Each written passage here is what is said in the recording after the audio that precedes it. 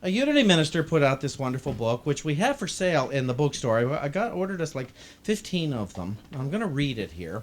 So relax. It'll just be a few hours. And then, so 12 hours and 5 minutes of reading time.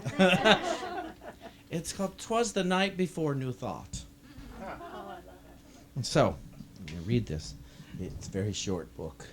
Very long thought. It's a story of spiritual awakening. By Scott DeMarco.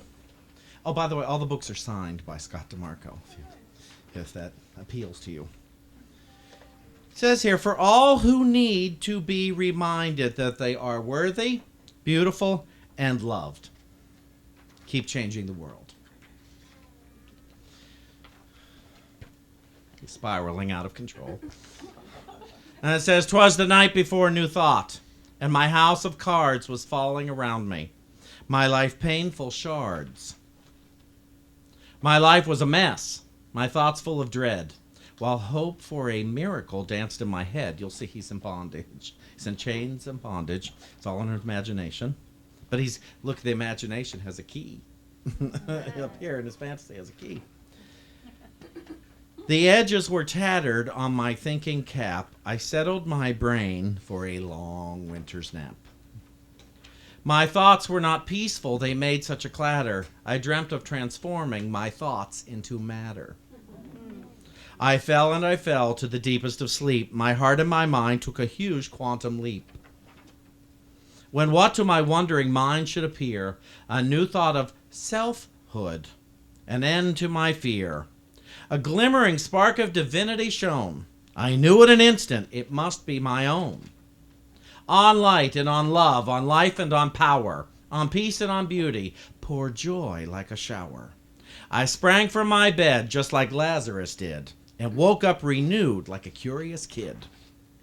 A fluttering within like the wings of a dove, my heart was ablaze, full of glorious love. I spoke not a word, but I knew what I know. I let my light shine and then felt it grow. It was bigger than anything I'd ever seen. I wondered in awe, what could it all mean? My thoughts were all rosy, my worries adrift, a feeling of oneness, a huge conscious shift. I sprang to my life, my thinking was new. Away my intentions on blessed wings flew. Now I see clearly, intuitive sight. Live life in the moment. Goodbye, my dark night. Isn't that nice? Available in our bookstore. I didn't get it so we could sell books. I got it because I thought it was wonderful and something new and different to introduce. But you see how quickly we can go from darkness to light. How quickly we can just flip a switch and it's called a thought, and see something different. These holidays, there are symbols. They're all symbols of possibility. And the possibility of joy. We don't have to criticize any part of it.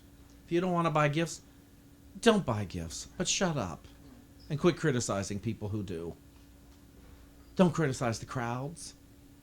Don't criticize any of it. Some people just love it.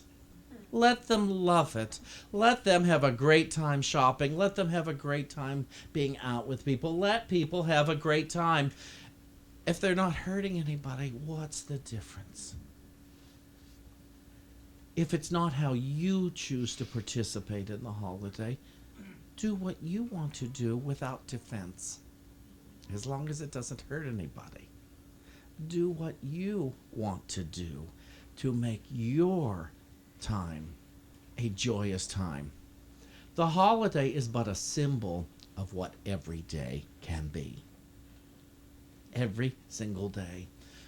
We don't need to use our past to make today a sad one. We don't need to use our past as a symbol for what's missing today. We use today to know what's possible today, to let our full potential shine through, to light our candle and pass it along. Pass the light.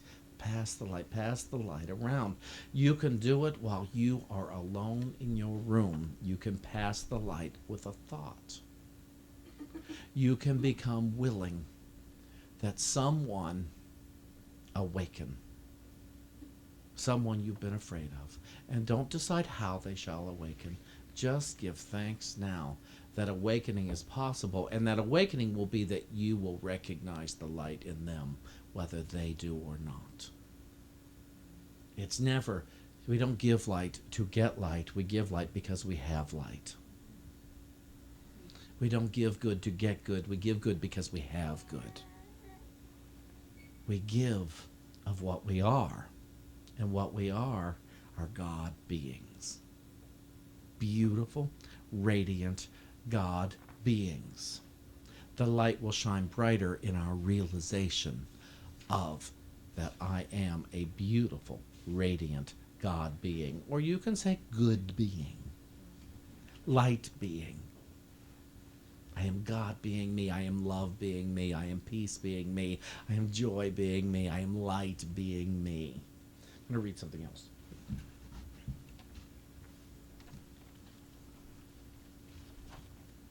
From the Holy Spirit's interpretation of the New Testament. These are short. The first one is from Luke.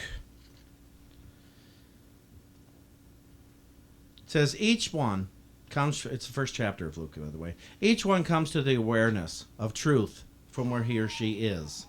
So where he or she is where he or she must begin to learn. There is no shame in this starting point, wherever that starting point seems to be. So you see, none of us should be further along. So there is no cause for guilt that we're not there. I am here, and here is where the light is. The book of Luke begins with the story of ordinary people at different points in their lives. They have been judged as good by the writer of the book, but the judgment is irrelevant. For if it was their goodness that made them worthy of the Holy Spirit, others could be judged as unworthy, and this is impossible. Each one is worthy, and each one has received the Holy Spirit. There are no differences among them. All are loved as precious. All are cared for. All receive guidance, and all are called to return to the Lord. The form of their calling and their path may seem different, but its purpose is the same. You who are reading this are blessed, for you are beloved beyond measure. You are the treasure that is sought. You are everything complete in God. The Holy Spirit is born in you. His kingdom is within your awareness, for his kingdom is your kingdom. You, dear one, are the one. Together we will learn this lesson. And so, just remember, everyone you wish to think is separate is also beloved by God. Because we are not beloved by God based on our behavior. We are not beloved by God based on our thinking. We are not beloved by God based on our politics. We are beloved by God because we are God beings. And so it doesn't matter if you hate somebody. It doesn't matter if you like somebody. We are all beloved by God. It doesn't matter if you are hated. It doesn't matter if you are liked. You are beloved by God because you cannot not be. And so, the book of Acts, chapter 2, your joy shall increase as you listen to the voice of Holy Spirit, for it shall lead you to see no value where there is none, and to know that the love that is already within your heart, this love which is the source of all joy, is not a special love that includes some but not all. It is an encompassing love from which joy comes bursting forth from your heart and into the world that you see. And so today, I invite you once again to light your inner candle and accept that you are joy. There is joy within you to experience in the tiniest thing, in the speck of dust, in the greatest conflict, and in making cookies. There's joy to be experienced everywhere and in everything. And we give thanks now that this joy is innate and natural within us. So it is.